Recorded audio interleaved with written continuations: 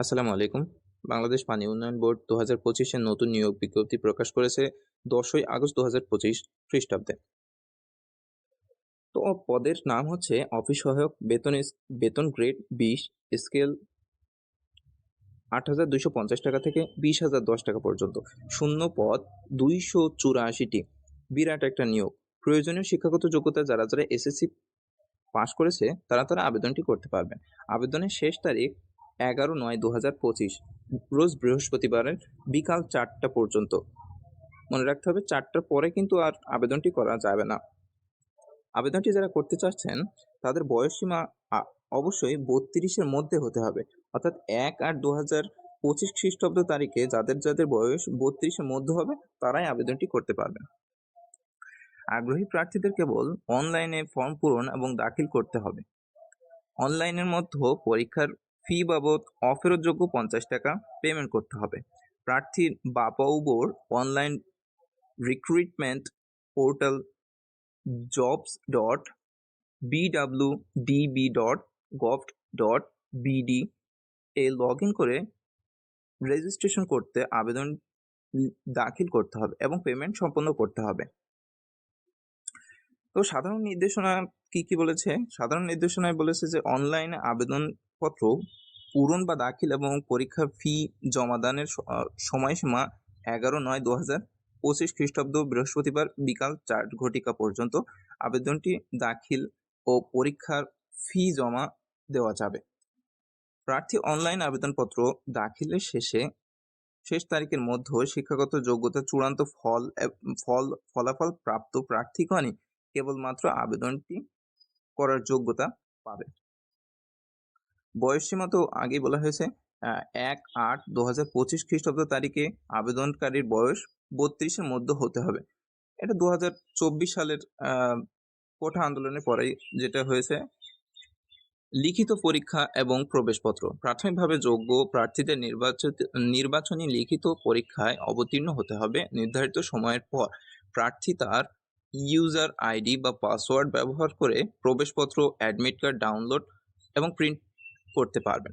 লিখিত পরীক্ষার স্থান, তারিখ এবং সময় যথাসময়ে বাপাউবোর ওয়েবসাইটে প্রকাশ করা হবে।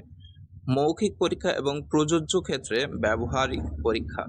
লিখিত পরীক্ষায় উত্তীর্ণ প্রার্থীদের মৌখিক পরীক্ষা এবং প্রযোজ্য ক্ষেত্রে বিষয়ভিত্তিক ব্যবহারিক পরীক্ষা অবতীর্ণ হতে হবে।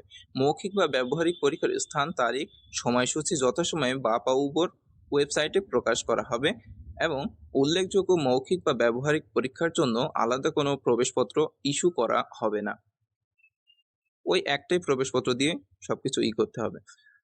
প্রার্থীর ছবি। প্রার্থীকে অবশ্যই সদ্য তোলা রঙিন ছবি অনলাইনে আপলোড করতে হবে। ছবিতে কোনো কালার ব্যাকগ্রাউন্ড ব্যবহার করা যাবে না। সাদা ব্যাকগ্রাউন্ডে সুস্পষ্ট মুখমণ্ডল সম্বলিত রঙিন ছবি আপলোড করতে হবে। ব্যাকগ্রাউন্ড অবশ্যই সাদা হতে হবে। বিশেষভাবে উল্লেখযোগ্য যে সদ্য তোলা রঙিন ছবি ব্যতীত অন্য ছবি ব্যবহার করা হলে কর্তৃপক্ষ প্রার্থীর বৈধতা বাতিল করার অধিকার সংরক্ষণ করেন। ডকুমেন্ট দাখিল সংক্রান্ত। আবেদনের সময় অনলাইনে কোনো প্রমাণক ডকুমেন্ট দাখিল করতে হবে না।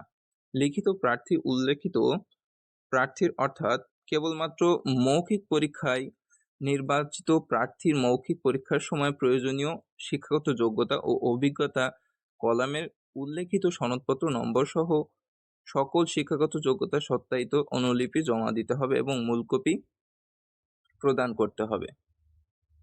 তাছাড়া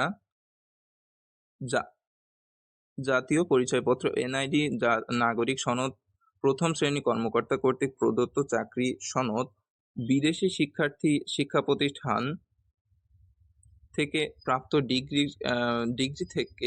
ডিগ্রির ক্ষেত্রে বিশ্ববিদ্যালয়ের মঞ্জুরি কমিশন হতে ইস্যুকৃত সমমান নির্ধারিত সার্টিফিকেট সত্যায়িত কপি জমা দিতে হবে এবং মূল কপি প্রদান করতে হবে। মুক্তিযোদ্ধা অথবা শহীদ মুক্তিযোদ্ধা অথবা বীরাঙ্গনা সন্তান হিসেবে আবেদনকারী সংশ্লিষ্ট মুক্তিযোদ্ধা সংক্রান্ত যাবতীয় সনদপত্র অনুলিপি জমা দিতে হবে এবং মূল কপি প্রদর্শন করতে হবে। এছাড়াও ক্ষুদ্র নৃগোষ্ঠী, শারীরিক প্রতিবন্ধী, তৃতীয় লিঙ্গ প্রার্থীদের ক্ষেত্রে সংশ্লিষ্ট সনদপত্র অনুলিপি জমা দিতে হবে এবং মূল কপি প্রদর্শন করতে হবে। তাছাড়া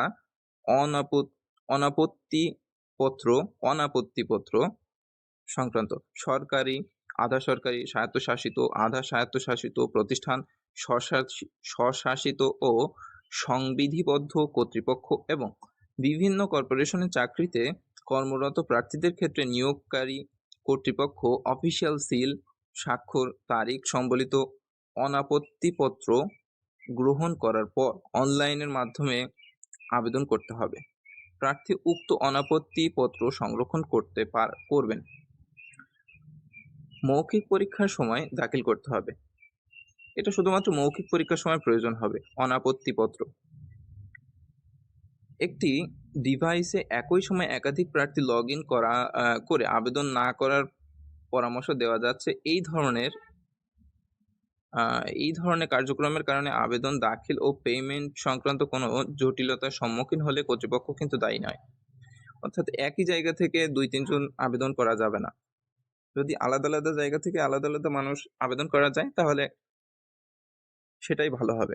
শেষ তারিখ ও সময়ের জন্য অপেক্ষা না করে হাতে যথেষ্ট সময় নিয়ে রেজিস্ট্রেশন করতে হবে এবং আবেদন দাখিল সংক্রান্ত কার্যক্রম সম্পূর্ণ করতে পরামর্শ দেওয়া যাচ্ছে।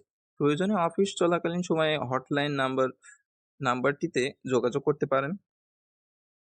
তো এই ছিল